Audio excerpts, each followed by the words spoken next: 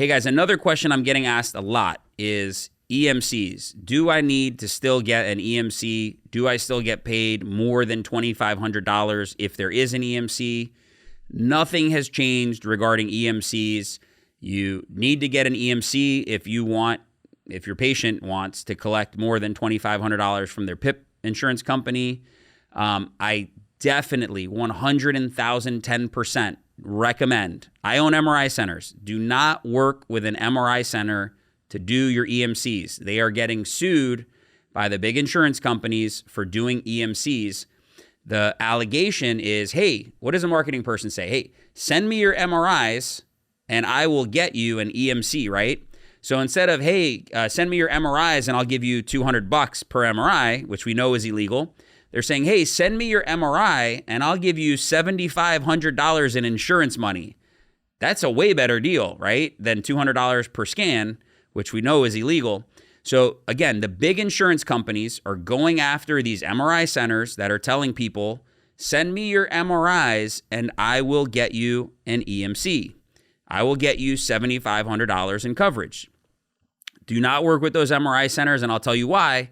Under the new law, let's say an insurance company says, hey, we think that there's a kickback between this MRI center and the chiropractor office, the kickback being $7,500 in coverage. So if they don't want to pay that EMC, if they feel it's an invalid EMC, then they may not pay you. And I know it sounds like, well, Abe, I'll just do a PIP suit. Well, yes, but for policies issued on 325, 326, that way, there are no attorney's fees. Therefore, you're going to be opening yourself up for no reason to delayed payment, waiting on payment that ends up being very, very little, too little, too late, right? And why go through all those hassles?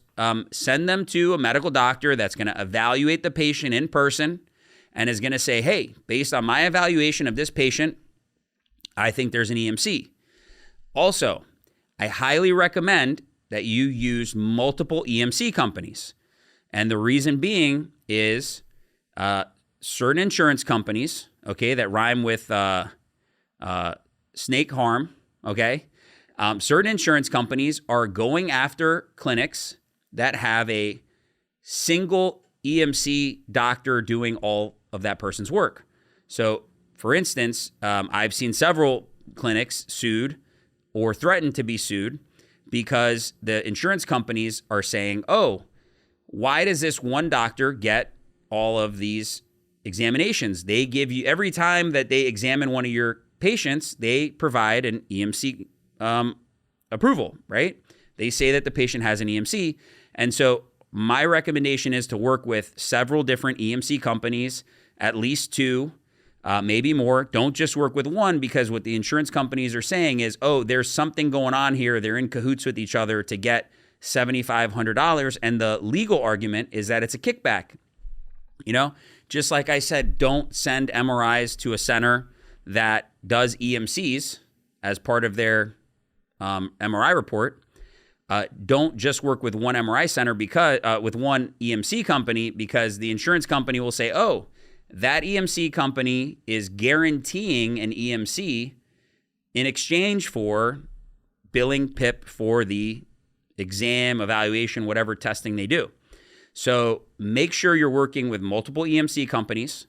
Do not work with an MRI center that's doing EMCs as part of their report. And the reason for this is the insurance companies, without attorney's fees, can nitpick for whatever reason and deny your EMC, deny that it's valid, and there's no real attorney's fees available for policies issued on 3/25, March 25th or after. Thanks for watching.